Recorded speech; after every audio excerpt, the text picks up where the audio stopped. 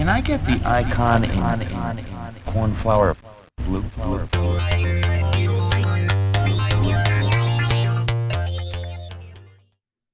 Hey, everybody. Welcome to episode 4 of the Can I Get That Software in Blue podcast. I'm one of your hosts, Chad Tindel, and along with me is my esteemed co-host, Steve Mayzak. Hey, everybody. Steve, congratulations are in order this week. Did you know that? No, why? Because we're in the top 20 for Enterprise Architecture podcast this week. Oh, that's right. Is that global or is that just Thailand? That's global. Yeah, we've moved beyond our fans in Thailand, and now we are having fans all over the world. I'm very excited about that. We're also joined today by our guest, Kunal Anand, the man, the myth, the whiz boy himself. He's one of the smartest people I've ever met, so we're excited to have him here today. Little background on him. He started attending Stanford University while he was still in high school. Then he did a stint at the London School of Economics, finally finishing up at Babson College, where he studied quantitative finance, statistics, and information systems, but not without doing some classes at Harvard at the same time, just for fun. He gave up a lucrative future in the world of high finance and hedge funds for the more relaxed, dare I say, monastic world of venture-backed startups. He was the first director of security at MySpace. He was the director of technology at the BBC Studios. And then he created his own startup called, how do you say it? Is it Prevoty? Prevoty? Oh, gosh. You're going to do that right now, aren't you? How do you say the name of this company? You worked there. I worked there. Prevoty, yes, Prevoty.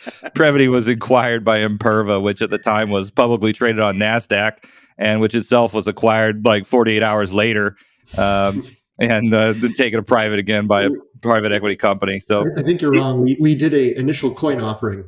PVTY was the coin. PVTY coin. PVTY coin. All right. Well, we're going to jump into coins and all things crypto this episode. Just to finish up the intro here, he's been bumped up. He's the CTO for all of Imperva. Kunal, welcome to the show. Hi all. I am not in Thailand, but for all your Thai listeners, hello. Nice. I thought you were going to say it in Thai. Yeah, no kidding. All right, let's start with some nice, easy warm-up questions to ease our way in. Our listeners want to know how much of their net worth should they sell off and YOLO into Bitcoin and Ethereum. What's your recommendation, Kunal? Oh my gosh, you just immediately jump in this. By the way, I'm just admiring Steve's super crispy video situation here. Just don't get caught up in the beard. Like sometimes people just start counting the hairs and they get lost. Well, you know what? It's mesmerizing, my friend. I feel like I need a setup like that over here. I get asked these questions all the time. So we are recording this. It's May 21st when we're recording this, and for the last few days, there's been a pretty big sell-off in cryptocurrency. Yep. A lot of it was provoked by Elon Musk saying a bunch of stuff on Twitter, saying that Tesla was not going to accept Bitcoin payments anymore, and that they were going to try and look at alternative cryptocurrencies that were more energy efficient. And we can talk more later in this pod about proof of work versus proof of stake. What does all that mean? Because there's a lot of questions about what that is. So Elon, I don't know what happens, but he starts getting defensive on Twitter, and he starts clapping back to people that are telling him, why are you doing this, or asking him why he was doing that. He claps back and he's like, I built PayPal. I think I know about money, you guys. And that's the biggest mic drop ever. I mean, no one's ever kind of seen that from him before. It's just this weird thing where there was this big sell-off, and now there's all sorts of stuff going on with China, where China, just this morning was talking about putting a ban on Bitcoin mining in country, because China is going down the path of rolling out a digital yuan, or a digital version of their currency. We've seen other countries sort of build that stuff out. And nonetheless, yesterday I woke up at, I kid you not, 5 a.m. and there's all sorts of folks on the East Coast that are texting me and messaging me, should I buy the dip now, bro? Or tell me, should I buy this asset? Should I buy this or should I buy that? And my answer to everybody is, number one, I'm not a certified financial.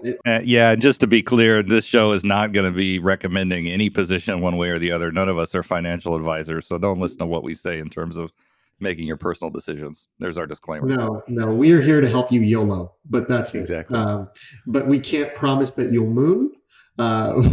We can probably guarantee that over time you'll lose all of your money. So probably don't listen to us. Net, I get asked these questions all the time, what should I do about crypto? I want to get involved, but I don't really know it. what do you recommend? And I'm like, well, if you have discretionary funds that you're willing to invest in an asset that's kind of interesting or an emerging asset class that's interesting, but you don't want to do the work and you don't want to do the research and you don't want to know what's what, a safe hedge would be, let's say you have $1,000 that you want to invest, cut it in half and invest half in Bitcoin, half in Ethereum, make that investment and just kind of move on. And Kunal, that's exactly what I did. Like last year, I took 15K and I put half in Bitcoin and half in Ethereum. And that 15K has gone all the way up to 79K. That was like a couple weeks ago. And now it's back down in the 40s. And I'm just I did the same YOLOing thing. it. I did the same thing about a week ago, literally an hour before Elon went crazy on Twitter. So I turned 20K into 12K real fast. Real fast. Real fast. yeah, but you're going to go through the thing now, which is you're going to go through the experience that many of us had who've kind of been in this world for 5+ years, which is you get this like really wild roller coaster where you can, and you know what, you're always either buying in like the top of a bull market or like just right about before it's going to go on its run. Like Steve bought it right before like it went on a run, and you bought it during like or right before a correction. Yeah. I mean, Elon, when he got in, he really pumped the asset up just because he got in. I mean, if you really go back, a lot of the run up is because of the fact that people outside of our world, and when I say our world, people in technology, started to understand what this thing was. If you look at companies like MicroStrategy, you've got CEO Michael Saylor, who was pretty bold and made a pretty bold bet very early on of, you know what, I'm going to put crypto on the books. Like I'm going to move a significant amount of my treasury at MicroStrategy into Bitcoin. I mean, like that is insanely, like at the time, insanely crazy, right? Like, could you fathom any other company that was just going to say, guys, we're going to put hundreds of millions of dollars, or in MicroStrategy's case, more than $1 billion+ into Bitcoin? Everybody around him was probably like, what are you doing right now? And obviously that has paid off really well for him, because he was doing these buys in, you know, the tens of thousands when Bitcoin was in the tens of thousands, 20,000s, and he dollar cost averaged it all the way up, and he buys the dips, and you know, it's what it is. I mean, to the point where he's using convertible notes, like he's issuing convertible notes so he can get more cash to go buy more crypto. I mean, like, so you've had folks like him, and you've had other businesses. Square's a good example. PayPal's another example. Tesla, they were an example as well of businesses that were saying, you know what, we're going to put Bitcoin on the books. So it started to get legitimized. We've been talking about this for years now of getting Bitcoin or a cryptocurrency like asset into Fidelity or into 401ks as an example. Like, why can't you invest a little bit in crypto? Like you can cut up your retirement portfolio in so many different ways down to the percent. Like, why can't you put like 1% in crypto? And now what happens if everyone puts 1% in crypto? So it starts to build a flywheel. Then you have some companies that are focused on mining, like Bitcoin mining for proof of work. And those organizations go public. And so you have companies like Riot and Marathon. So Riot is the symbol and MARA is the other symbol. They go out publicly and they start picking up steam. So now everything is starting to get connected. And what was once this sort of very disconnected asset class from the public market is now getting more and more intertwined. And then, of course, you see like the big direct thing, which was Coinbase, right? Coinbase goes public earlier this year. And now you've got this whole world now knows about crypto. If Bitcoin or any one of these large assets goes down, it's felt everywhere. When Bitcoin's price drops, who's affected? Coinbase, the mining companies, and all these large organizations that have put it on the books, like MicroStrategy. Like when MicroStrategy's business, I'm going to say this like directly, like their business did not change from the day before Elon tweeted to now. Like the business has not fundamentally changed. They're still doing what MicroStrategy does. But just because they hold a significant amount of Bitcoin in their treasury and that asset has fluctuated, they got dinged by it. So it's this sort of wild west right now in terms of crypto and the fact that everything truly is connected. It seemed like from the outside looking in that Elon all of a sudden realized cryptocurrency mining consumes a lot of energy. Elon clearly sees crypto mining as competitive to what the product he's trying to sell. We're competing for the same resource, electricity. I wanted to see just how much cryptocurrency mining is consumed, like how much energy is consuming. So quick Google tells you it's consuming 110 terawatt hours per year, which is 0.5% of the electricity production around the entire globe, and is more than countries like Malaysia and Sweden. I then looked at the average consumption of electricity for a Model 3. It's about 12 kilowatt hours per 100 kilometers.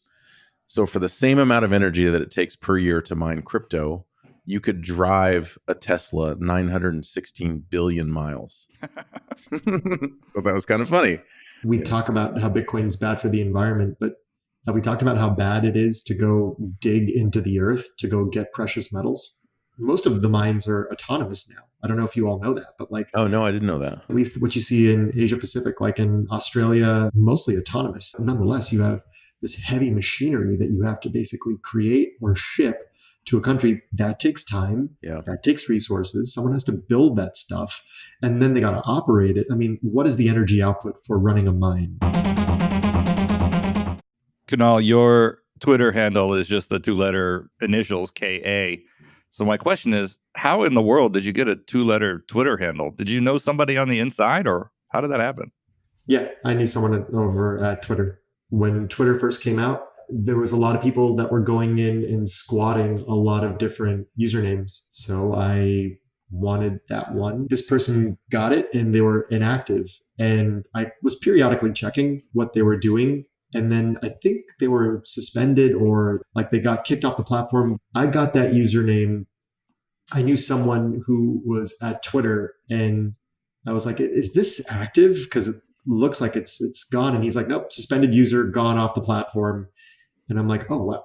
Could I get that? And so I got that username. Yeah, that's the story of how I got KA. There's nothing more than that. I'm not going to lie to anybody and say like I was an early Twitter user and I got that. I knew someone over there and I just called a favor and then they obliged, which was awesome. That's a sweet hookup. What kind of stuff do you like to tweet about? It doesn't seem like you tweet about tech a lot. You tweet about other things. Yeah, because tech Twitter is weird Twitter. Sorry. There's a lot of weirdos on Twitter. I've always struggled with using Twitter. I've never quite understood how to use it properly. Me either. Do I use it as a blog where like I talk about all these fun things that I've built or things that I'm thinking of? Some people are getting canceled for good reason. Other people are just getting canceled, period. Yeah. And so a part of me was like, I don't even know if I want any of these things, ideas living out there because someone could misinterpret something years and years later out of context or, you know, what was in my head felt innocent at the time. Just even in my hindsight, looking back, like that's poor form. I don't want that. So I ended up scrubbing my Twitter and I have this sort of thing where I scrub my Twitter like multiple times a year and I just kind of nuke it. I'm kind of in this phase right now where I'm posting more inspirational things like inspiring photos, cool visuals, things that are interesting to me.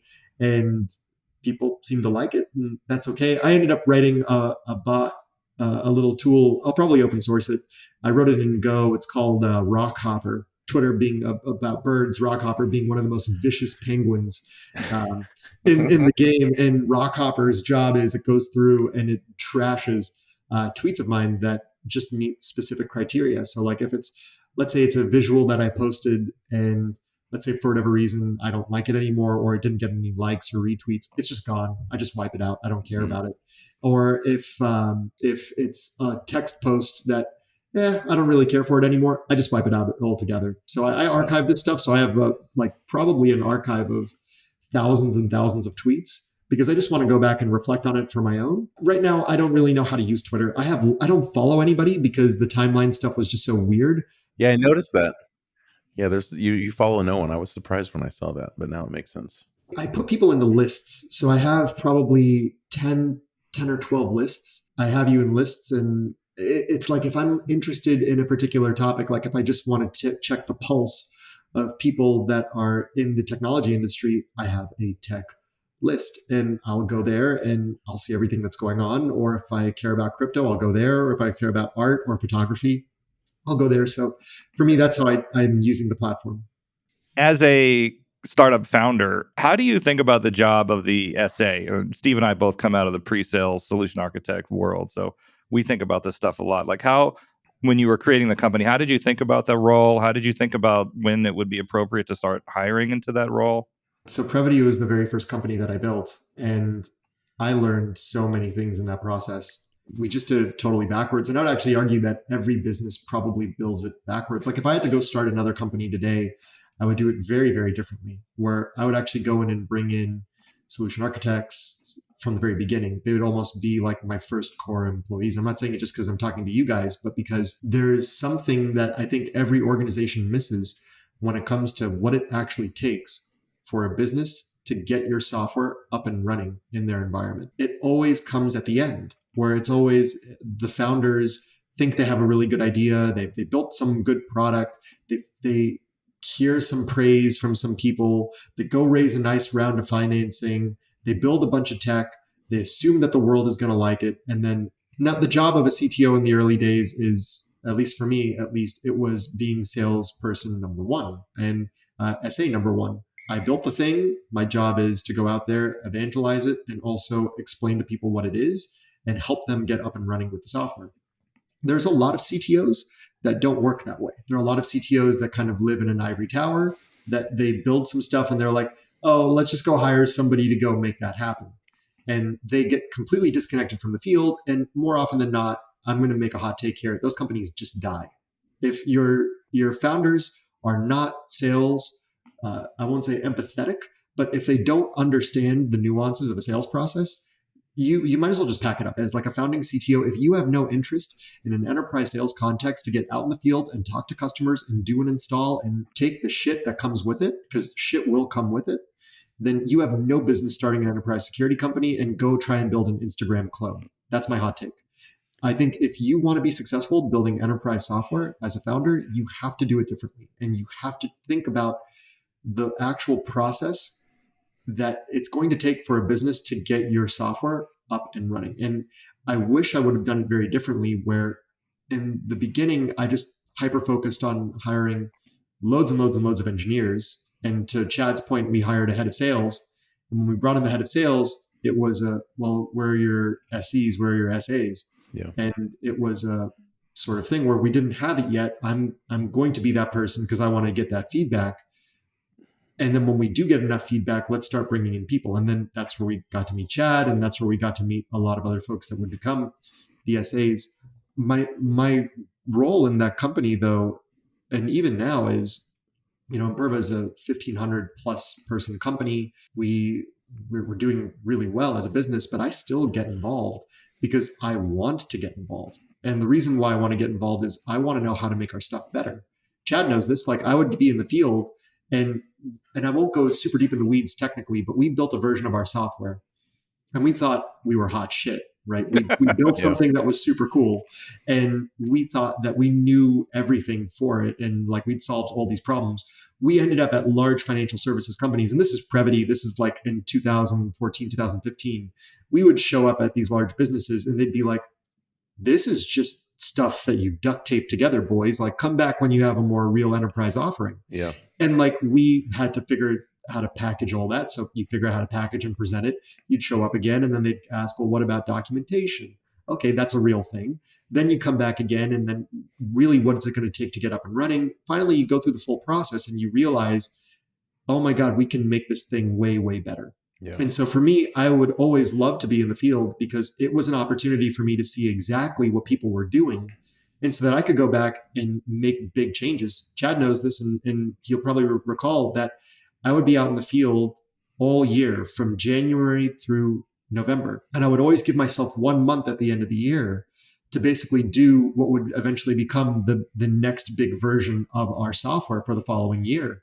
And it would always right the wrong of everything that we had learned. And, when you're actively selling Q1 through Q3, and we were calendar year, which by the way, like I'll never do that ever again. Having calendar and fiscal year ever the same, but like we were that. So you typically don't get to new logos in Q4. You just don't get that many new logos in Q4. You're always closing deals. But I would always just take the last month because if a deal wasn't in flight by the time you got to Thanksgiving, odds are, you weren't going to close it at the end of the year. So I would basically give myself that last month where I would just go heads down and I would code like crazy and like come back to the engineering team at the beginning of the year and be like, guys, I built this prototype. It's going to fix all these problems. What do you think? And so for me, you don't get to that state of making those large jumps unless you are out in the field. So I have a ton of sympathy. I recognize the insane amount of work and tap dancing that is required by SAs to sell large complex software. And it is a skill. A lot of people think that you can take a standard software engineer and make them a solutions architect. It does not work like that because you need like really specific skills. You have to know how to talk to people. You know how to message things. You have to know how to recover. You have to know how to set expectations. You have to be really good at project planning and program management. And then you have to be really good at bringing that feedback to the business. So you don't want to offend people in the business, but you want to make sure that those issues do get addressed. You're partnering with a lot of folks. And for really complex technology sales, you are the ones as an SA doing the work, right? Like, let's call it what it is. And it's controversial. And I've said this repeatedly. There are many, many deals where the SAs do all of the work outside of the paperwork. And that's where the AE will come in at the end to just say, all right, now we're going to do this deal. I'll take care of all the paperwork and whatnot. Another hot take for me is, why is the comp setup between AEs and SAs the way it is? Because it sounds like the way the world is going with it being more software oriented and the fact that sales are becoming way more complex, technically speaking. Yeah. And the SAs are doing the majority of the work. Why are AEs comped more than SAs? That's my last spicy take on this, because that is a spicy take.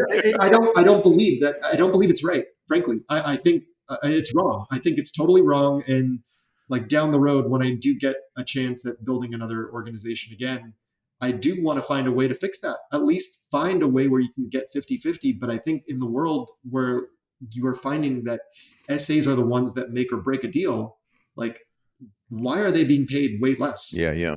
Not only do I agree with you, I think the enterprise software sales rep to SE ratio is starting to invert. And we see this at cloud companies. We see this at product-led companies. I do think enterprise sales reps add value. I do. But the places they add value, I think we can automate a lot of that stuff. In my mind, I always just kind of get into this roadblock where I'm not exactly sure how to automate, which is the relationship. The most effective sales tool outside of a product selling itself is a conversation. In my world, I think some of the most valuable conversations that you ever have are with an enterprise sales rep that's really good at their job and understands the product, which isn't as common as you might think. And then the SEs, right? And I think the SE role is one where you get to touch every single part of the organization. And it is the only role in a company outside of like senior leadership where you have to work with everybody in the company, or get to, depending on how you look at it. Like, you're working with support one day, product marketing the next day, PM the day after that, engineering the day after that, and then the CTO the day after that. Consulting. So consulting. It is such a great way in customer success. It's such a great way to see how an organization runs. And my hope is that with the SEs that I've hired and worked with and worked for in my career, I believe a lot of them would actually make really good CEOs and entrepreneurs. I wholeheartedly agree. By the way, I have a litmus test, or kind of like an acid test, when I look at a business.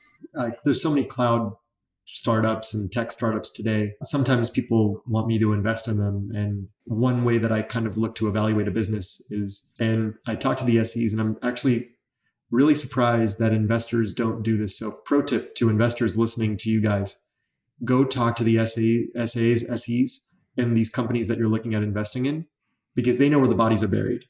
If there is a shortcut that was taken, if the product is truly working, you're going to hear it. If something isn't working, you're also going to hear it.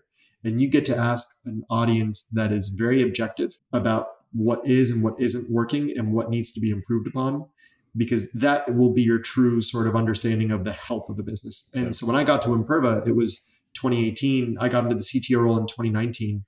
In 2019, I did 750,000 miles of air travel. And it's because I went to go across our customers all over the world. I wanted to know the business. I wanted to study the business. I wanted to know what value people were getting across our products. I mean, we have a massive product portfolio, and I wanted to understand what value people were getting from all of these things. But as I went from place to place, I built super strong relationships with every SE. So SEs in APJ, in Japan, or in Australia, and all over the world. they're my way of doing kind of like a pulse check on the business. Yeah. Where when I want to know the health of a deal, or if I want to know the health of an account, even if we've already sold into the account, and technically the SESA should be on another thing, they still know the account, right? Yeah. But they're the way that I can sort of get a pulse as to how things are going. Yep. And things are going well when your SEs are elated and they're excited about what's coming in the roadmap. They're having successful discussions. And you also know when things are challenging because they're struggling, whether it's getting to next meetings or something else is going on. So for me, I think that it's invaluable for founders. It's invaluable as a company gets bigger to not neglect that population. And you're so spot on, because I think what's inverting is the way that people buy software today. Yeah, and exactly. I see it on the security side. Yeah. Like in the past, like I would have to go to like a CISO or a CIO and get a C-level convinced that I was a good thing for their business. Now, like they're basically the people that own the budget, and they delegate down to like DevOps and SecOps and other teams inside their organization.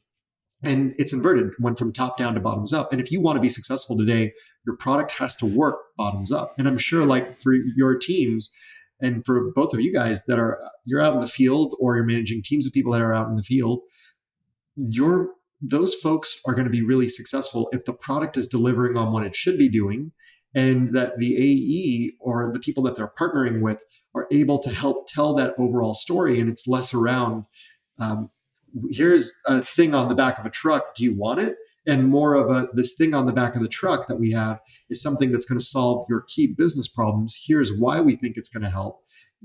Is there a way that we can work with your appropriate people and we can partner with them and show them value? I mean, like there's a complete change in psychology that is happening. And I think your organizations, both of yours, are either aware of that, or you're practicing that newer way of making businesses successful with technology.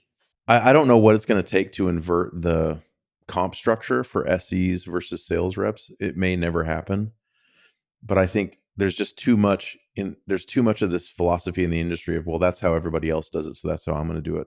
There's also this idea that SEs they can't go in and demand more variable and commission-based earnings, because I don't think any companies out there that are willing to pay an SE $1 million commission and a rep $1 million commission.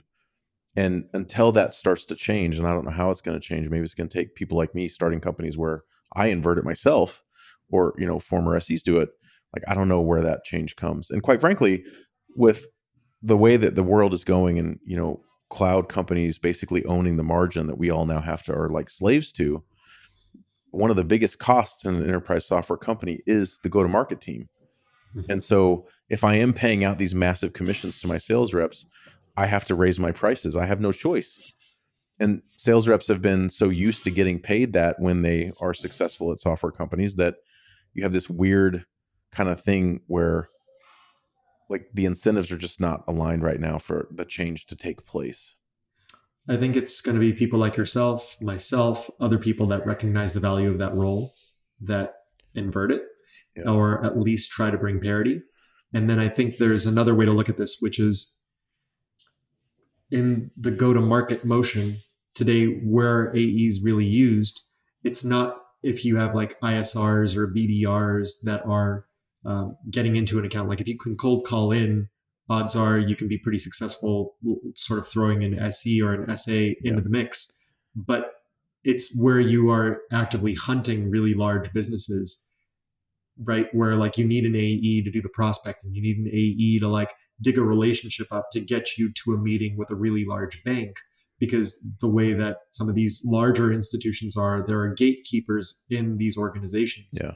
I think time will be on all of our side, because over time, these gatekeepers are becoming less gatekeepery, if that makes sense. I think what's happening is a lot of these folks that are basically managing, putting the walls up in these organizations, are kind of phasing out, and a newer guard is coming in. And I think if you want to be successful today from a enterprise business or enterprise software company that is building and targeting solutions for people that are going to the cloud, you have to think that they are going to find your solution by themselves. They're going to try and get it up and running by themselves. And so the story is going to have to be completely different. I actually think that maybe the evolution here, or isn't really a split of like you pay your AEX and you pay your SEX, which should be the same. But what if we find ourselves in a situation where SEs become more rounded in terms of having those higher level sales discussions, or couldn't work with procurement? Because it's going to be probably easier for the people in the SC population to develop those skills rather than people who don't have the technical skills in the AE population to all of a sudden now go and develop those technical skills. Yeah, so that's a challenge because, like myself, having been an SE for a long time now, I have zero desire to go work with procurement. It's not a skill set that I want to build, and if I do build that skill set, something's got to give, right? I can only fit so much knowledge in my brain, and I'd much rather be focused on the tech because at the end of the day, I have to know the tech. I do not have to know the procurement process. So again, there is value that the AEs bring. It's just that I think we can automate a lot of that stuff out of the enterprise sales process. And it's not just them, right? Like as the products become better and easier to adopt, you won't need an SE as much either. So maybe eventually we'll get to this place where enterprise software becomes just like consumer software, where when I adopt Netflix or Spotify or whatever, I never talk to anybody there, and I'm happy not to talk to anybody there. I just don't need to. There's a lot of interesting startups that are coming out now where they actually don't have AEs and they don't have SEs either. Yeah. It's an out of the box experience that they're trying to optimize to get working correctly. And when it doesn't work, or if you need customization, you pay for ProServe. You end up getting people in their dev team or their engineering team. They're allocated accordingly, where it's like 75% of the time is full-time coding, 25% of the time they're doing ProServe work. That might be another model. But I mean, so far what we've highlighted is a need for a change. That's the most important thing, is that this model isn't working. At least we're definitely finding the edges in 2021. Yeah. It's a high cost model. So I do have a question for you about the ideal profile for an SE at a startup versus a larger company where there's an established go-to-market, established sales team, and an established product. Like, would you hire someone with a different skill set early on that you would hire 4 years in? I think in the early stage startup is a willingness to deal with failure.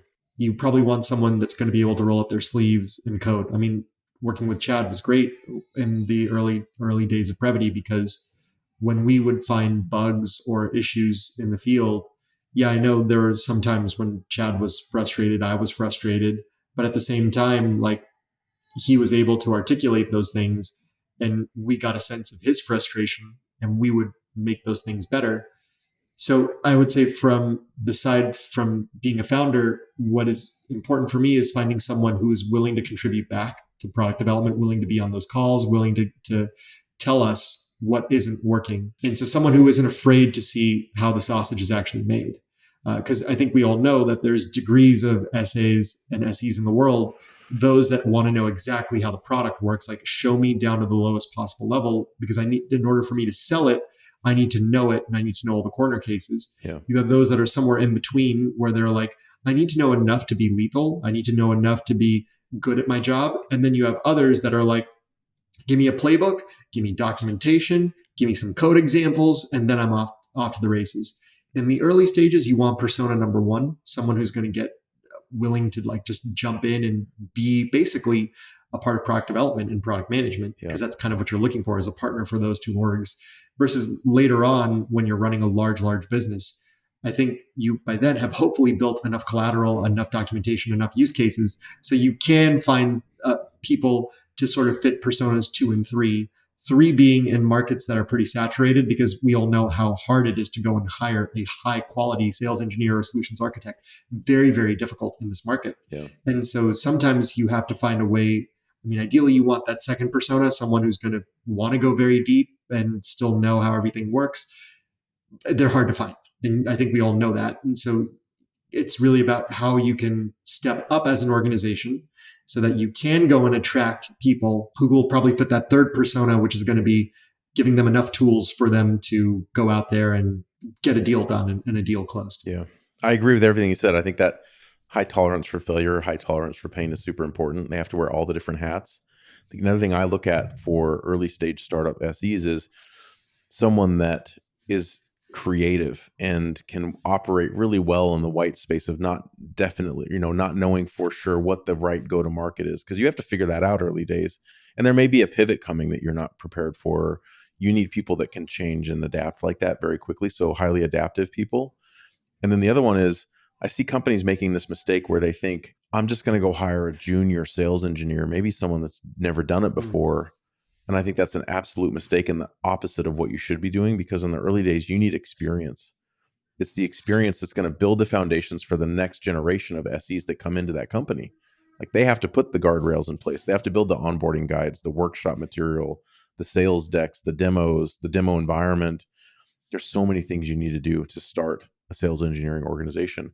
And the longer you wait to build those things, the harder it's going to be to ramp the next one and the next one and the next one. As a leader, like how do you ensure consistency in deliveries and outcomes, right? You can't.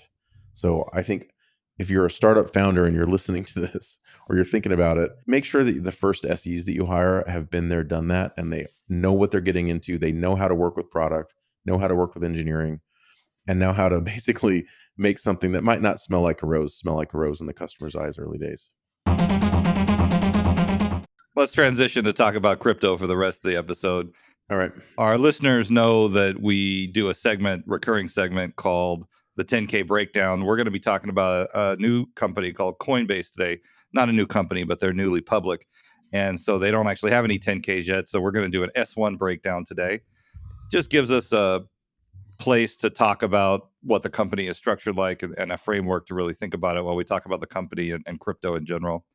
So let's start with their mission statement. They want to create an open financial system for the world.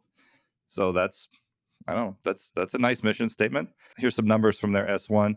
Since inception through December 31st, 2020, we generated over $3.4 billion in total revenue, largely from transaction fees that we earn from volume-based trades on our platform by retail users and institutions. For the year ended December 31st, 2020, transaction revenue represented over 96% of our net revenue. They integrate with over 15 blockchain protocols and support trading for more than 90 crypto assets. In 2020, they had revenue of $1.3 billion and made $322 million in profit. So they have a 25% net profit margin, which seems almost unheard of for a tech company that just IPO'd. Everybody else is running in the red. They have $90 billion in assets under management. And just as a frame of reference, a large bank like JP Morgan Chase has $3.6 trillion under management. So Coinbase is roughly 1/40th the size of JPMC from that measure. They IPO'd in April at $325. They've gone down pretty much consistently since then, sitting around $225 today with a $47 billion market cap. And Steve, one of the things that stood out to me in their S1 was this product-led strategy that we spent so much time last episode discussing with Brad Murdoch. They said as of December 31st, 2020, our customers had traded $456 billion on our platform. This growth has come with minimal outbound sales and marketing effort. Since inception, over 90% of our retail users had found us organically or through word of mouth. So that is a product-led strategy. Pretty amazing, actually.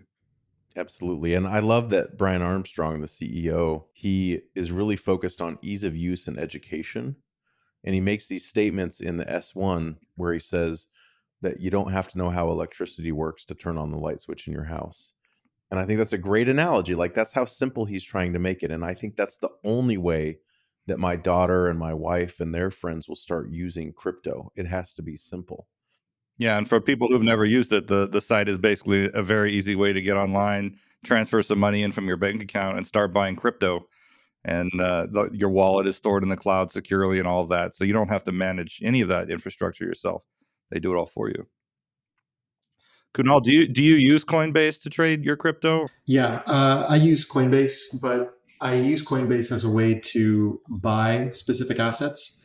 And then the thing that I like to do is get those assets off of the exchange. There's sort of this mantra that a lot of people in the crypto community have: not your keys, not your coins. You want to get the private keys or the keys of your tokens in your own wallet or in your own environment. So let's say something happens to Coinbase tomorrow. Let's say they get hacked or who knows what happens, and someone absconds with all those tokens. What do you do? And so I subscribe to this mantra: not your keys, not your coins. So basically, I use an exchange like Coinbase. I don't use many of the others. I'm aware of other big exchanges. Like in the US, we have Gemini, started by the Winklevi, and there's Kraken as well. And so I think these are the sort of big three in the US. And then you've got Binance out of China. And there's a variant of Binance that works in the US. So really four, if you count Binance and their thing. And they're a monster, I mean, in terms of how big they are and how much you can buy and trade on Binance. But Chad, I think your description was appropriate. They're really an exchange and they have wallet services. So should you buy something, you can just leave it there in their platform and they've got good security. So again, I'm just more of like a maximalist or someone who like totally believes in the mantra of crypto, but I want to own my stuff. I want it in my environment. You know, it's interesting. As I was reading the S1, I did some research on some of the companies that they've invested in through their venture arm. And one of them is called arweave.org. And as soon as you go to that website, while the background is very annoying and distracting, it says store data permanently. So I think it's interesting. Obviously, Coinbase thinks about this a lot. Like, how do you store this stuff as a digital asset permanently so you don't lose it? I think this is something that we're going to have to solve, right, before people trust it enough. Mm-hmm. And so having some sort of offline asset that's as simple as my wallet today where I put all my cash, right? And I don't carry cash that often, but I still do have it. And then the other one is like the point you just made about if the company gets hacked, what happens to my money? In the traditional finance system with fiat currency in America, we have the FDIC. So I know that a certain amount of my money is insured against that kind of loss. And so I think that is part of what helps me never actually see the cash from my employer until I take it out of the ATM, right? Like we use direct deposit and all that stuff. For all intents and purposes, it already is digital. But then I can go pull out a physical asset to go give it to someone that they agree has value. Until we can make crypto that easy, I don't know that it's going to get mass adoption without generational change. And maybe it's a combination of both. But it's not safe enough yet, right? Like there's this fear that I could lose it. And so that keeps me from going all in. The other one that I wanted to mention I think is important is this idea that crypto is so volatile right now. I make jokes with people about paying in crypto or accepting crypto as payment, but I have yet to do that because the value changes so rapidly. I don't know if you charge me 100 today, tomorrow it might be worth 1,000 or 10. And so on both sides of that, one of us loses. That's right. It's just too volatile. And I think that's where, like, if you want to get paid in crypto, your best bet is going to be through a stable coin, like anything that is pegged to the US dollar. So there are stable coins that have been built. So like things on top of Ethereum, which is another cryptocurrency that's very popular. Yep. Ethereum builds itself more like the world's computer and the way it operates. It's a little bit different of an approach than Bitcoin. So can you just give us like a 30-second overview of Bitcoin versus Ethereum, how they're different and when you would use one versus the other? So the way I kind of square it in my head, and again, it's just different for everybody, but a high level view is think of Bitcoin more like digital gold, which is you buy this asset and right now you're starting to see some protocols that people are building on top of Bitcoin. I'll talk about that momentarily because that's really important for all of this stuff to be successful. It's how people use this thing. Like you just don't want people buying and holding, but that's what Bitcoin appears like right now, which is majority of people are buying the asset and they're holding it. Some people are holding it like they would hold gold, which is they want to hedge against inflation, which is a very real thing in the United States. When Elon was railing about earlier this week or in the last couple of weeks was around energy consumption, is that Bitcoin uses a methodology called proof of work. And the idea of proof of work, and some of you may have heard of this thing called mining before.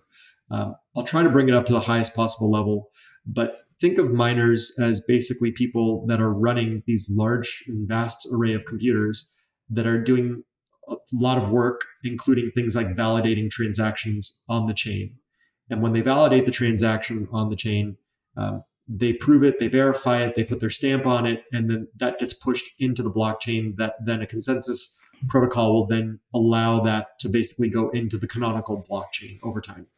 But the way to think about that is there's a lot of work and a lot of resources that are required to do that mining. Miners are rewarded. So if you end up doing mining over a long period of time, and if you've got a tremendous amount of scale and power, you get rewarded for that work. And that reward is in Bitcoin. So you get paid in Bitcoin for doing that work. And the work that you're doing is actually validating the transactions that people are trying to do in terms of moving Bitcoin around? So yeah, you can be doing things like validating. So there's different types of Bitcoin nodes that you can set up. A full node will do things like validations, as an example, across the mainnet, testnet, whatever you'd like to get set up. There's other series of tasks that these miners are doing. I'm trying to keep it at a high level because I think for some folks on the call, they're probably going to get lost, because when you get to Ethereum, it just works a little bit differently than Bitcoin. Well, I just want to, just to be clear, is it really that, this essential work of validating transactions has to be done? And so a way of getting people to spend their computing resources on doing that is to give them little fractions of Bitcoins every time they do one? Or how does it actually work? Simplistically, yeah, that's the way you got to think about it. And why do you want people to basically do this work is you want the validation because you don't want to get into a situation where there's a double spend. A good example of that is, let's say I have 5 tokens. I spend 5 tokens with Chad and I immediately go spend 5 tokens with Steve. Well, I only had 5 to begin with, right? So we need people, specifically machines, to get together to basically prove and build a canonical chain that says Kunal had 5 tokens before. He gave 5 tokens to Chad. He is therefore at 0 tokens. So he has no tokens to give Steve when he performs that transaction. So that transaction gets rejected altogether.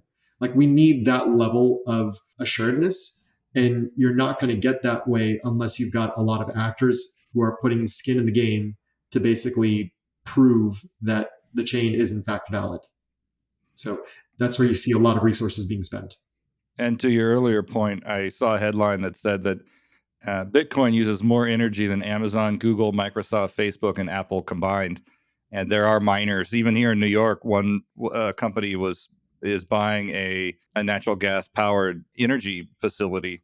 And instead of sending that energy back into the grid, they're just going to be using it for mining. The whole power plant. That's crazy, right? So let's call Bitcoin V1 of crypto, right? So the Bitcoin white paper comes out, they talk about proof of work, and they kind of like just go through this thing. It blows people's minds. And then some people were like, well, this could be really expensive. Like, proof of work could be really, really expensive.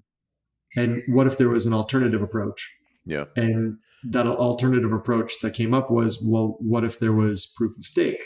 And the idea of proof of stake is, instead of having people run these really large mining rigs, you have people that basically spend tokens to become a validator. So instead of having to run like a large mining operation, you have people who put skin in the game. They put money in the form of those tokens. And that gets them a seat at the table to become a validator. And they have to do that validation work. Net, it's less energy than doing like broad scale proof of work. And not everybody is doing proof of work. There's a lot of people that believe in proof of stake. There's a lot of people that still believe in proof of work. Like the Bitcoin maximalists believe that that's the only way to do it. And so you've got folks like Michael Saylor. He gave an interview yesterday.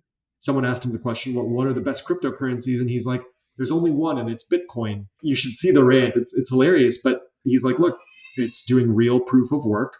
Other people are going to do proof of stake, and other people are going to do other things. But to me, this is black and white in terms of what it's doing. And yes, it's going to cost energy, but think about all the other energy that we're spending collectively in the world to get those other currencies or those other types of assets. And proof of stake is Ethereum. Is that what you're talking about? Well, you've got a lot of other cryptocurrencies that some are relatively new or they're different and they're proof of stake to begin with. Others haven't made the switch yet to proof of stake. So like things like Ethereum, they started off their world going down the path of like proof of work. And now they're in the process of going to proof of stake, right? So Ethereum is going to go down the path of, it's a switch really, but it's kind of like upgrading the Ethereum network. Ethereum 2.0 is on the horizon. So if you go to things like Coinbase, you'll see Ethereum and then Ethereum 2.0. Ethereum 2.0 is going to introduce a bunch of innovation. So they're changing the way that their chain is going to be sharded. They're going to change the way that compute is done. So they're moving away from proof of work to proof of stake. And so that will save things like energy down the road. Meanwhile, there are people that built Ethereum, some of the people who built out Ethereum. And I really, really recommend everyone reads a book called Out of the Ether. It's a book on the creation of Ethereum. It's incredibly fascinating. It's the story of Vitalik and Joe Lubin and other super smart people that were there at ground zero when Ethereum was built. And you can see the creation of other types of cryptocurrencies now that are trying to build on the flaws of what Ethereum was, which is we're going to be proof of stake from the very beginning, or we're going to have this new type of sharding algorithm from the very beginning. And that's where you have different types of assets now, like Cardano is a good example of this, which is it's an offshoot of Ethereum because it's the core Ethereum team. They wanted to right some of the wrongs of Ethereum, and so they're at it. Think about it like this. The way I think about it is, and for those that are in software and technology, software doesn't stay static, right? Good software changes. And you'll typically find that there's a version of software that you create, and then over time, a competitor emerges and they make a better version of what you have, and then someone else comes along. That's what we're finding right now. And because all these things are open source and they're out in the open, anyone today can go ahead with a good idea or a good optimization, can go download your source code, make a couple of tweaks, put a new white paper out there and say, you know what, I built a new type of cryptocurrency and here's how it improves upon the other things.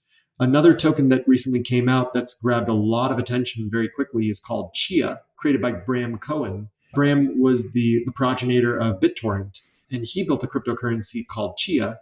And Chia is a completely different model, which is proof of space. Bram came at it from the perspective of compute is really expensive, right? And if you think about the work that's going into proof of work and even proof of stake, you're spending compute to do it. He looked at it and said, well, is there a cheaper thing that we could leverage?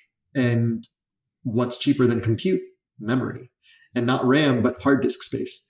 And so Chia takes an approach, which is you build a plot and you garden the plot, let's call it what it is. And you can basically take advantage of all these old hard drives that you have laying around. And there's way more hard drive capacity and storage out there in the world than people really realize. And that just went public. So for the longest time, you'd have to do the equivalent of mining or plotting or gardening your land, which is basically hard drives. And there's some crazy rigs that have come out, but they recently went public, I think like a couple of weeks ago, and they popped at more than $1,000 a token or for a Chia token. So you can buy the token now if you don't want to do it, but you can see where people's heads are. They're iterating, they're evolving.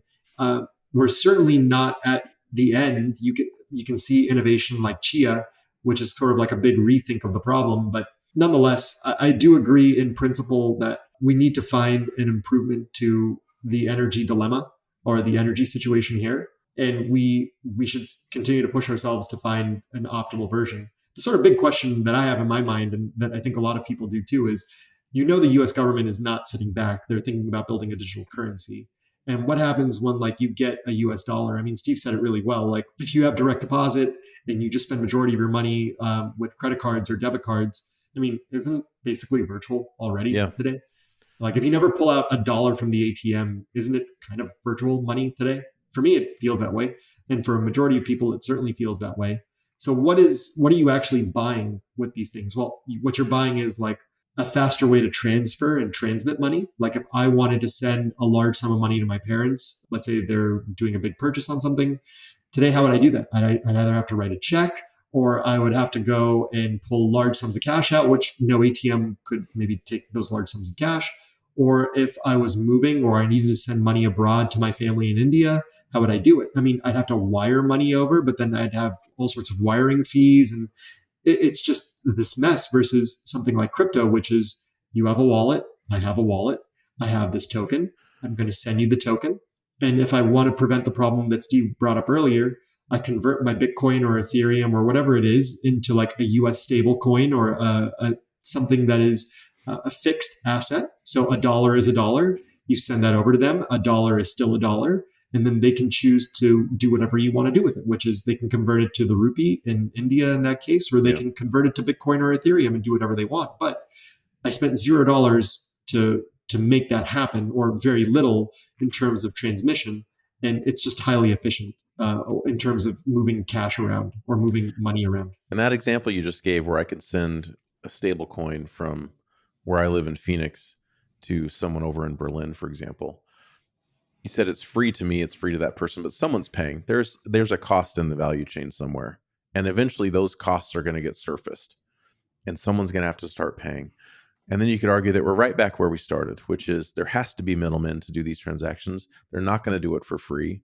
And so there will always be fees. Maybe it's order of magnitudes cheaper, but don't you think that eventually we'll get to this place where There will be fees just like there are today for people to ensure the transaction happened. The user experience should be the equivalent of what it is today when I wire money. It's just the fees are different, right? And maybe the tool is different, but I'm still sending money somewhere. Well, we're talking about it as wiring money, but people are, there's all this talk going on around paying with Bitcoin at a point of sale. And Coinbase has this application they call Coinbase Commerce. Square allows you to buy and hold Bitcoin in its Cash App. And of course, they have very broad adoption of their point of sale terminals with merchants. And of course, Venmo just added support for Bitcoin as well. When are we going to be able to just pay with Bitcoin when I buy stuff at a store? Like, why isn't that available yet? That's like asking, when is Linux going to be on the desktop and be ubiquitous? In the case of Bitcoin, it's just because I think, well, not Bitcoin in particular, but why can't I just go to the grocery store and pay? I scan my phone just like I do with my Google Cash app or my Google Pay app. Why can't I just do that with crypto? there's really nothing that's stopping you. I mean, you could technically do that today, assuming that you can convert to a stable coin and a stable coin back into your account, right? Which you can do. But why do I need to do that? Why can't the store just take my crypto, and why does it need to convert to $1? I think a lot of it is just because of infrastructure today. I mean, I think the problem is, so when we've been talking about Bitcoin and when we've been talking about Ethereum, we've been talking about effectively these layer one protocols. So bear with me for a second, but there are going to be abstractions that need to be built up. The problem with Bitcoin that you have is you can only process X number of transactions a minute, right? Because of just how long it takes to do the validation and to do the proof of work and to like put together a block. When we call it a blockchain, I can bring it up on my screen if you actually want to see it, because I'm running a full node and you can just see what a blockchain looks like. Yeah, pull it up. That'd be interesting. Let's do it live, I guess, right? Yeah, we're doing it live. While you're doing that, there are plenty of companies right now that accept Bitcoin. Like you can spend Bitcoin at Home Depot, Starbucks, Whole Foods, Newegg. Microsoft's been taking it for a while on the Xbox store and Overstock.com. But back to the earlier point that I made about I don't want to spend my Bitcoin because it's so volatile. If you built your house buying all the materials at Home Depot with Bitcoin, that house may end up costing you $200,000 or $2 million, right? So you just don't know yet. Well, is there going to be a future where like we can just travel around the world and I just spend my crypto everywhere? I never have to convert it, and we basically destroy companies like Travelex or banks that charge foreign transaction fees at ATMs and stuff? I think this scares the incumbents. Yeah, big time. I mean, what's happening in Ethereum particularly is shaking Wall Street right now, because you've got what's called centralized finance, which is what it looks like today. And you have decentralized finance, which is what Ethereum is allowing people to build, which is people are going in and they're programming market makers, which is basically the ability to help convert one currency to another or to facilitate transactions. We've seen lending come up on these types of platforms, even staking. So yeah, Coinbase has a staking feature, right? Right. And what's amazing is, this plus the immediate transparency, and I'll show you this in a second, really scares people, because today, what the nice thing about Bitcoin is that you can audit everything. Like the nice thing about Ethereum is I don't need to go to a gatekeeper to get a log of all the trades that happened on the network. I can just show you all the transactions. Today, if I wanted to do, let's say, stock market analysis for NASDAQ, and let's say I want to do a trade analysis for one particular stock, let's say Apple, how would I do that today? Well, I have to go to a clearinghouse, someone who's licensed and who has access to that data to do that level of inspection. That sucks, right? Like you just can't get that level of transparency with the way the market is designed today. You've got market makers that license data to specific data brokers, and you need to be a certain size to get access. So you need to be this tall to ride, right? And that sucks. Yeah. And I think what's scaring a lot of people right now is this is going to shake up. For sure, this is going to shake up finance. And what I think we're going to see is Ethereum be heavily used in the realm of decentralized finance. Again, you have an asset that's 24/7. The NASDAQ and the New York Stock Exchange, they shut down. They're open for X number of hours on X number of days during the week. This is an asset that's trading all the time. It's 24/7. That's right. And so there's more fluidity. There's more liquidity available when you want it, as you need it. And so it's just a different way to think. And what needs to happen now is the emergence of things like layer 2, layer 3 protocol. So you see things like Lightning for Bitcoin, where it just will become more scalable for these organizations that do want to collect thousands of Bitcoin transactions a second. You can't necessarily do that yet, right? Bitcoin's not at that point where it can clear 10,000 transactions a second. It's not at that point yet. But there are going to be innovations. People are going to use things like Lightning and other capabilities where today, if I want to send money to you today without going through a layer 2 protocol, I'd have to basically use Bitcoin, which means I'd have to go through the whole mining process. Someone's going to have to validate all this stuff and then it's done. Versus a layer 2 protocol is, well, let's send data back and forth to each other and eventually we'll synchronize this information back, or we'll synchronize the bulk of transactions back to the blockchain. And so Lightning is a good example of this, where they open up these side channels, is what they call. There are other examples on top of Ethereum and whatnot as well. But it's interesting to see how it works. But here's an example. So I've SSH'd into a server. I spun this up a couple of days ago or just a day ago. It's going to be toasted at some point. I'll just bring up the sides here, take advantage, just explore the studio space, right? Oh, I think you made it smaller, not bigger. It got really? smaller on my side, yeah. There we How go. about this? That's good. That's good. It's nice and zesty. Perfect. So I'm running Bitcoin in this environment. So if I open this up, this is the daemon. And what I'm doing is I'm running a full node. And what's going on right now is I'm syncing the journal. So I'm getting the full blockchain running locally. And I have a command. I'm just going to kind of go and cycle through what I have here. So is that the whole blockchain of Bitcoin from the beginning of time, or what does that mean? From the very beginning. Yes. Every transaction. Every transaction. How much storage space is it taking, just for people to know? It'll be roughly around 300 gigs when it's done. So I spun up an instance. I spun up an instance in AWS, and you can see it, an EC2 user, just a simple server. And I just had to augment a couple of ports for comms in and out because it needs to communicate back to the main net. And yeah, I am currently at these number of blocks that I've downloaded. Blocks contain transactions, and transactions contain all the identifiers or metadata. If you don't want to do this, you can go to a public website and you can just see like generally like the latest and greatest blocks, if like that's kind of where you want to go. Roughly, I think we're somewhere around, if I'm not mistaken, somewhere around like 700,000 blocks or so. And what can you do with this information? A lot. You can do all sorts of data mining. So we're actually, in terms of the latest blocks, we're at 684,000. And I'm just on blockchain.com and I got that metadata. So ultimately, I'm getting close in like less than a day or a little more than a day. I'm going to probably have and be fully synchronized with the public chain, which is cool. So I'll have a full node that is up to date. Let's just go ahead and let's call get block count again. And what we'll do is we'll get a block, and what we can do is like go into that block if we wanted to. So I'm just using their CLI. I can call get block on this. Sorry, I need to call get block hash. So you need a hash for a block number. This will give you a hash. Then you get the block based on the hash. There's some optimizations that can be made here, or I'm probably not as familiar with the tool that I probably should be, but let's go into this. And this will return back all the metadata about the block, including an array of transactions.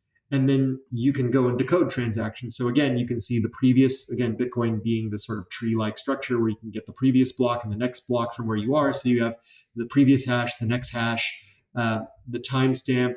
These are the hashes that make up transactions. I'll just shoot up to the top here. So you can see the root, the height, the number of transactions, and these are hashes to the transactions in here. And if I wanted to go in, I could do, I think it's decode raw transaction. And I think it's this, or I may have to do, actually it's get raw transaction. And this returns the hash. And then I have to decode this itself. So you can see like it's pretty raw in terms of how you do this. But now when you go into this, here you go. So in this particular case, if we were to read this transaction, this is the transaction ID, the hash associated with it. And you can see that there was a transfer of coins added up to about 4.42 Bitcoin moved at this point from one wallet to another wallet. And you've got the addresses here. So you've got the addresses that were involved in the transaction over here. But this is what you get here. That's the actual blockchain. Yeah, you are looking at a raw Bitcoin transaction that belongs in a block that's associated with the overall blockchain itself, which is pretty cool, right? I mean, this is fascinating because you are doing what banks have been doing since the beginning of technology and beginning even before that when they had pencil and paper. But now anyone can do this for the entire history of the blockchain, which is just fascinating to me. I read an article on CNBC that was quoting Mark Cuban as saying the number of transactions and the diversity of transaction types, along with the development efforts in the new Ethereum 2.0, will dwarf Bitcoin. And because Ethereum allows you to process more transactions per second, and it supports the creation of applications. So, can you tell us? I mean, I don't really understand what that means. Like, how is Ethereum different, and what does an application mean in this sense? Because to me, they just different kinds of money. What does application really mean here? What you just saw me do really quickly in the terminal was what I think a lot of people refer to as, and not specifically in this case, but there's centralized finance, people that own all this stuff, and decentralized finance. And that D meaning decentralized, right? This idea of I can do things on my own. I don't need to go to a regulatory body to do this type of work. Like I can get access to this chain. So you have things like decentralized organizations. You've got decentralized applications. The way that Ethereum builds itself is a little bit different than Bitcoin. Ethereum sort of touts itself as being a general purpose world scale computer, because what Ethereum did, which is very different than Bitcoin from the very beginning, was it exposed a couple of programming abstractions that people could use to build applications. Ethereum has what's called a smart contract layer. And we didn't get into this before, but smart contracts allow you to basically embed all sorts of logic. You can program these things using a variety of different languages and different types of abstractions. And you can build all sorts of fun logic in here. And so what we've seen emerge are really sophisticated smart contracts that ultimately are kind of like applications, where I can build a smart contract that allows me to transfer money over to another agent if a specific condition gets satisfied. And so what you're starting to see now are newer types of applications that get built, decentralized organizations that aren't owned by really anybody except for people who put money in. Like if you put money in, you have an ownership in this organization. And so you can cast a vote as to what we should do as a business. You can vote in a specific way. So we're just seeing a lot of different things come up. Now, where does that application actually run? On all the folks that are running Ethereum. So everyone's it's kind of like everyone's taking turns running each other's apps. It's like a distributed virtual machine. That's the way you should think about Ethereum. It's a world scale computer, and sky's the limit, right? When you go down that path, we haven't even scratched the surface, right, as to what you can do with this.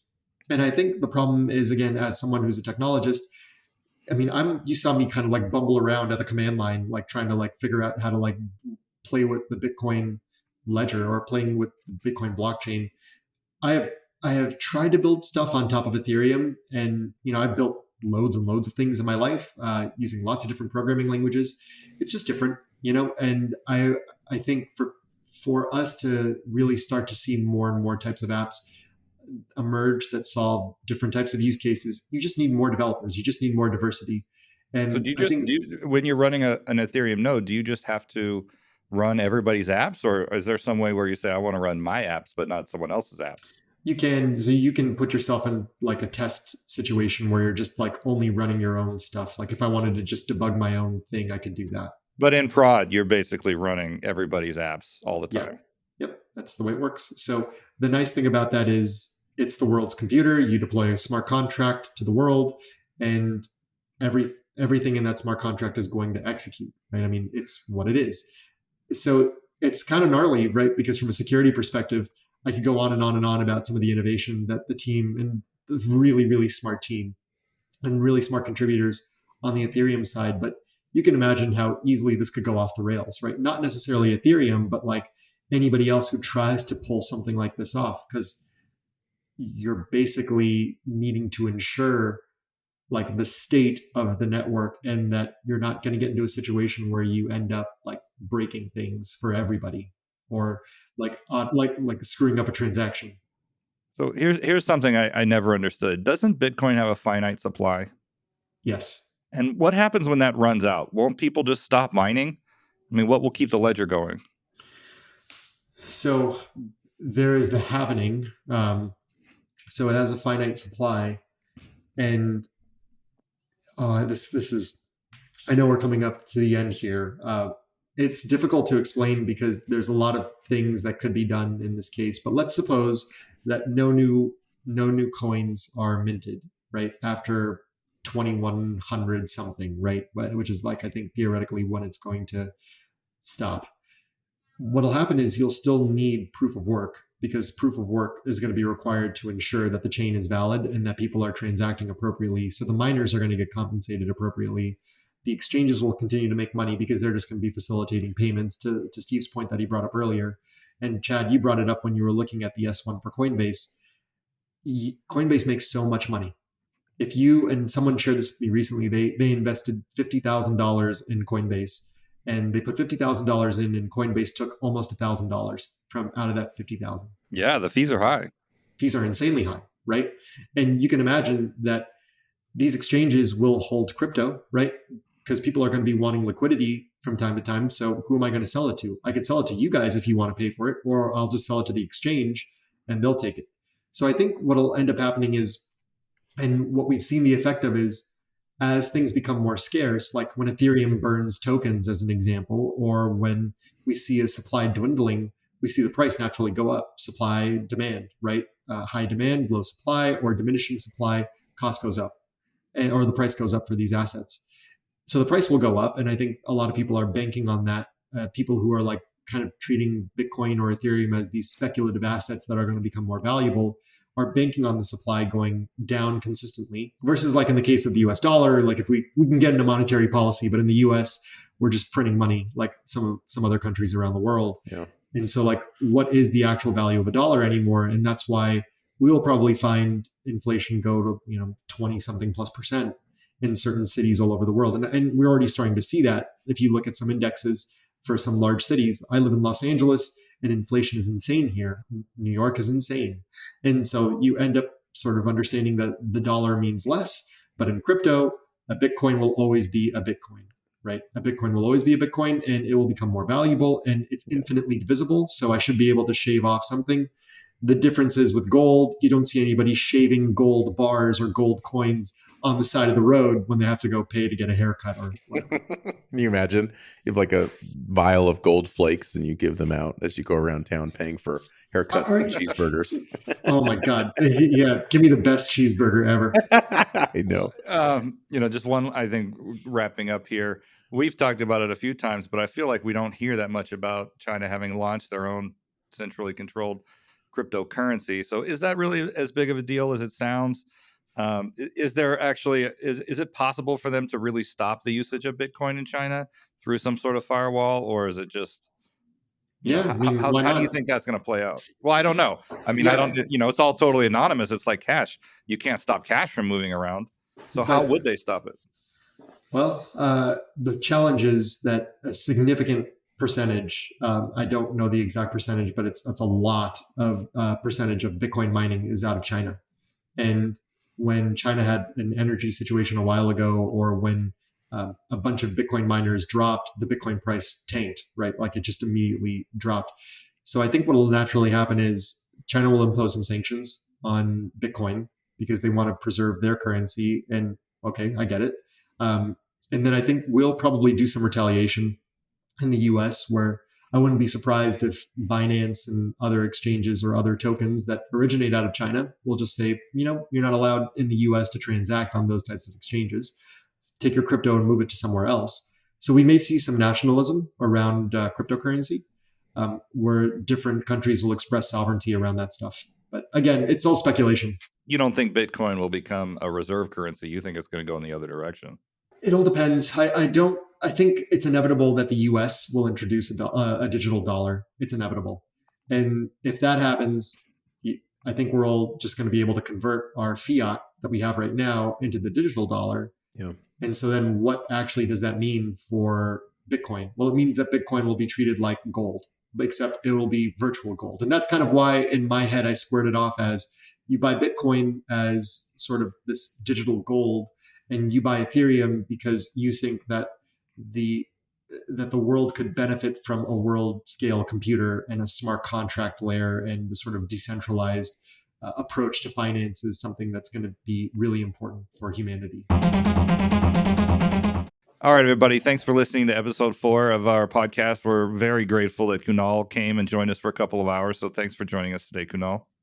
Thanks for having me. And maybe we could do a part 2 on some more of this stuff. You guys are awesome. I've listened to every episode. You guys have had amazing guests, and I would love to come back and nerd out, and also flip the script and ask you guys some questions next time. Yeah, let's absolutely plan for a part 2. That'd be great.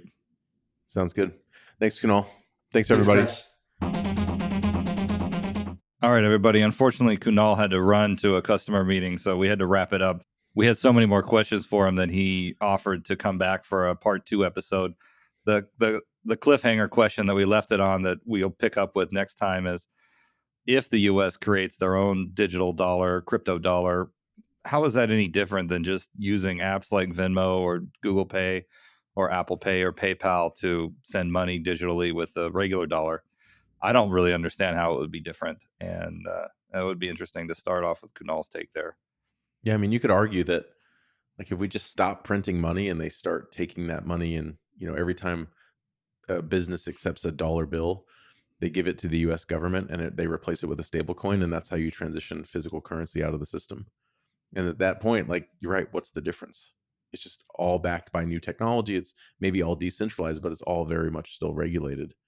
And they talked a lot about that in the Q1 earnings call for Coinbase. I listened to the Q&A yesterday, and they talked a lot about regulation. And so Coinbase is very much focused on educating regulators and being part of the conversation, which I think is not only smart, but I think it's necessary for them to survive, because they could get regulated out of existence in certain countries, which is very dangerous for them. So it's in their best interest to educate.